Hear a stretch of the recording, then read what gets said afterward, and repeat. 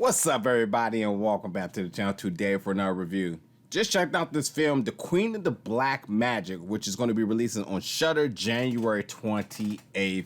And this film was something else. That's all I gotta say. Number one, I just want to say for anybody that may have heard this title before, yes, this is a new version of a 1980 classic by the same title. And also, just to let you know too, if you've seen that one, if you haven't seen it, regardless.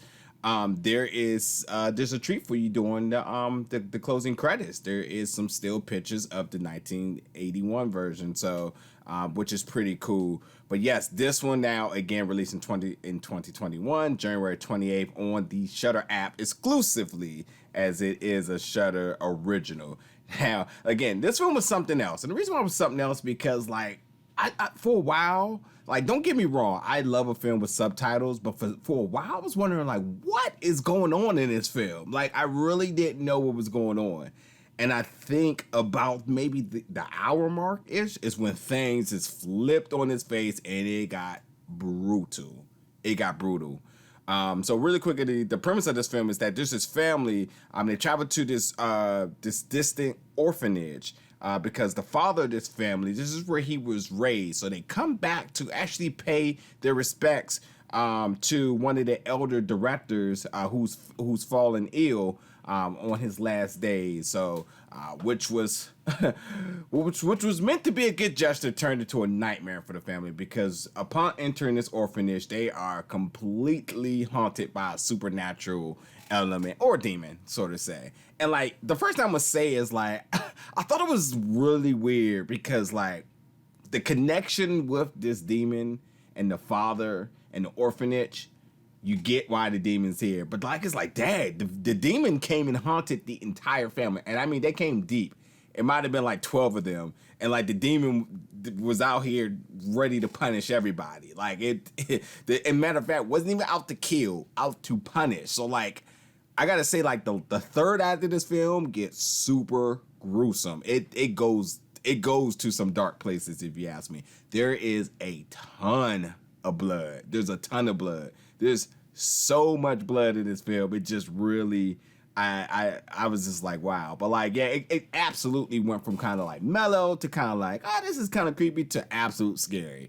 Like there was points where I was just literally jaw dropped. Like, I cannot believe this is happening. Like, I'll say this too. Like, I'll go off to them and say this, that typically when you watch horror films, like kids are kind of off limits.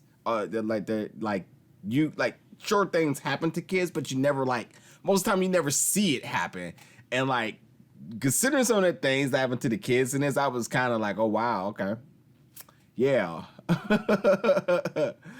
They're not playing no games in this, huh? So yeah, that's what we're gonna do here. So but yeah, this film definitely holds no punches. It gets crazy. About 2/3 into the movie, it flips. It turns into something I didn't think it was going to turn into. Very gruesome, a lot of gore, a lot of blood.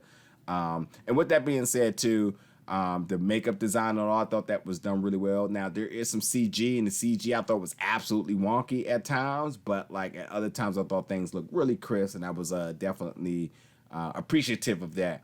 If you do not like bugs, this is not the movie for you. There is a lot of creepy crawlers in and throughout this film. Very long, and even the CG with them was kind of wonky at times, but like it still did what it had to do. The presence of them was very known. Some crazy things happening with those bugs. But also too, like again, for me not really quite understanding what's happening for like, half of the movie. Once I was able to kind of grasp, finally, things started coming together really tight. Like the plot and everything started making sense. Because again, I questioned the demon psychology. It went from like, okay, so if you are back for revenge and whatever it may be, then your beef is with that person or them. And then it went from, the whole family, everybody's getting receipts. And I was just like, but why? Why the kids of the family? You know what I mean? But it made sense. And it was also justified at a point by some of the dialogue that happened as to really the psychology of the demon. So it wasn't just mindless killing. It did have like some reasoning to it, shall I say. I mean, it's never really a good reason. But yes, there was some reasoning to it, and it came together good. So with that being said, I thought the ending got it got so real, like it kind of broke my spirit a little bit. And also the demon was definitely utilizing the dark side of the force grip, throws, all that other stuff. I couldn't help but to throw a Star Wars reference in there for you guys. I couldn't.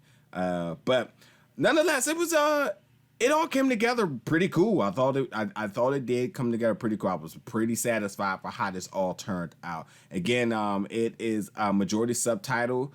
So you really, for the ones who may not be a fan of that, I mean, definitely want to read it because it definitely will help you out, aid you out a lot in what's going on, and not just that too, to really understand the dynamics between the characters, because there is some inter-family things going on too, outside of just the demonic presence haunting everybody.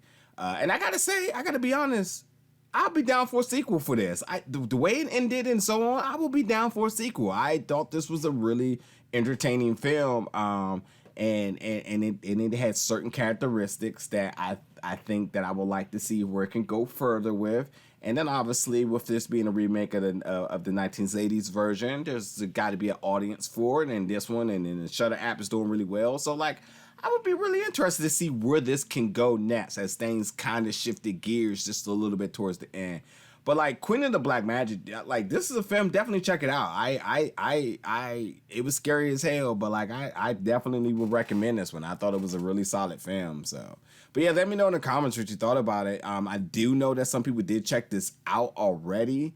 Sometimes with how Shudder works, they get distribution or whatever at a later date after things hit the film festival and they're looking for a home, and Shudder has been very generous in picking up good horror films.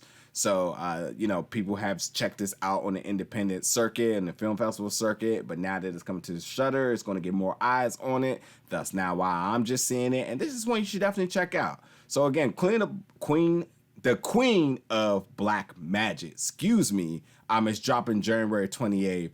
Check it out, folks, and let me know what you think. See you all for another review very soon. Thank you for watching.